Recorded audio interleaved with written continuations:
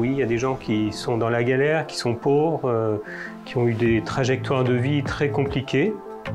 Mais ce sont nos frères, ce sont nos sœurs, et donc on se doit de les accueillir avec la plus grande dignité. Et investir dans ce bâtiment-là, c'est pouvoir accueillir dignement ces personnes-là. Il y a quelque chose qui m'impressionne toujours dans la mission du Secours catholique, c'est que les pauvres, ils nous réunissent, quelles que soient nos tendances sociales, politiques, idéologiques, philosophiques, religieuses, et des endroits dans la société où on peut retrouver autant de diversité qu'au Secours catholique, je crois qu'il n'y en a pas beaucoup. Et ça, je trouve que c'est un service qu'on rend à la société, à l'Église, qui est de faire se croiser autant de monde. Voilà, on est tellement cloisonné aujourd'hui.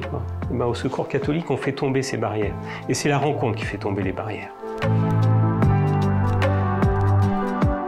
Quand on demande aux personnes qu'on accueille ce qu'ils demandent en premier lieu, ils disent de l'écoute.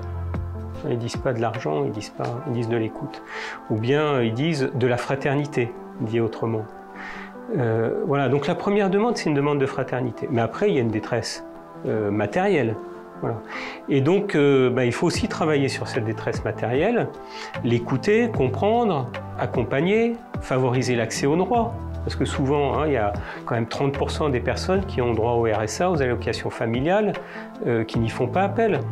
Donc on a aussi une responsabilité de faciliter cet accès aux droits.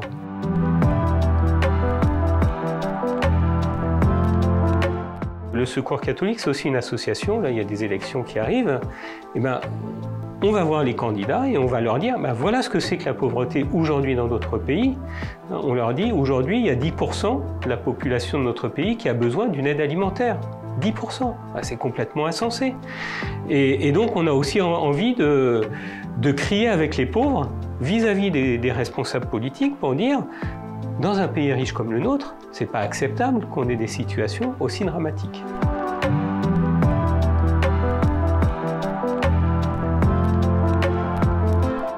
Les personnes en galère, elles demandent aussi à être reconnues pour ce qu'elles sont. Donc elles ont des talents, elles ont des savoir-faire. Et voilà, et là il me disait, il y a un atelier couture, c'est venu de l'échange avec une personne accueillie qui me disait, il faut qu'on crée un espace où on fait des choses ensemble et on puisse se parler. Voilà, il y a d'autres projets qui sont en train de se mettre en place, qui sont venus à partir du dialogue avec les personnes accueillies, ou une personne accueillie qui a dit, moi je sais faire quelque chose et j'ai envie de le mettre à disposition.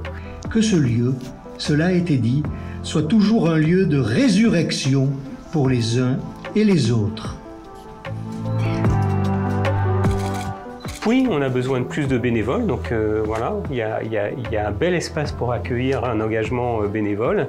Et puis, voilà, les bénévoles, c'est tout le monde, et on peut être pauvre et bénévole, et nous, ça fait vraiment partie de notre fierté aussi.